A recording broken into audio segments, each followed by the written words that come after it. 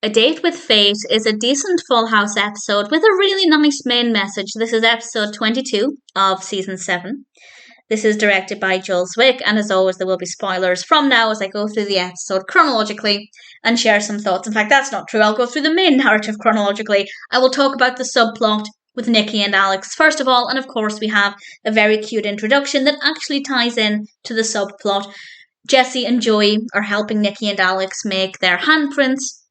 For Mother's Day, Joey is doing his own handprints for his own mother, and then the phone rings. Jessie asks him to answer it. Joey's hands are stuck in the cement or whatever it is, start things off.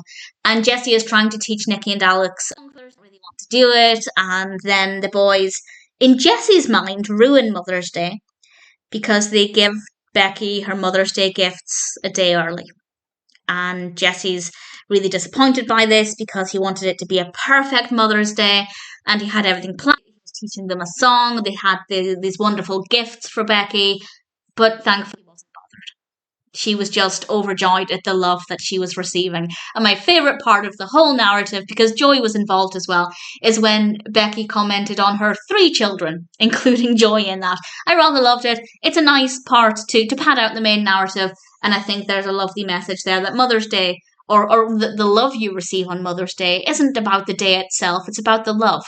And getting it a day early doesn't make a difference. And now Becky also gets Mother's Day, so it was a nice part of the episode. The main episode focuses on DJ and Donny, and they both didn't have plans to go out on Saturday night to go on dates, but they both end up getting dates. And DJ is going on a date with somebody called Roger, played by Rick Peters, and he is 20, 3 years older than DJ, and it's important that he's 20, that he is a fully grown adult because of what happens in a little bit. Donny is going on a date with Leona, played by Kendra Booth. She's somebody from Wake Up San Francisco. Becky had kind of encouraged Donny to go on a date with her. She is, I think they said 25. And the reason I'm mentioning their ages is because, well, Roger and Leona are not very good people. Donny and Leona bump into DJ and Roger when they're at this restaurant, and immediately, and I do mean immediately, Leona and Roger start flirting with each other. It's highly inappropriate because they're on dates with other people.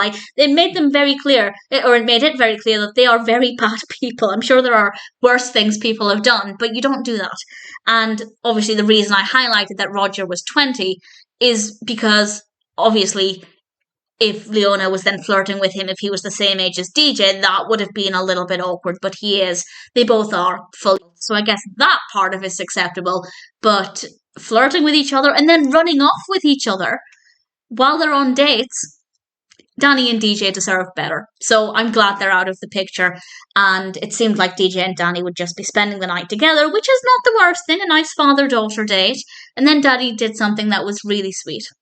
He encouraged, also before we get to that, Steve was there as well, which could have been more awkward than it was. I'm glad that they didn't put too much focus on that. And then Donny encourages DJ to go off with Arthur. He's played by Eddie Mills, and he's actually the busboy at the restaurant, but he's finished his shift. Encourages DJ to go off with him, and off they go. And this is where we get kind of the first part of the message introduced. Then Donny also receives the same message, which becomes clear a little later on.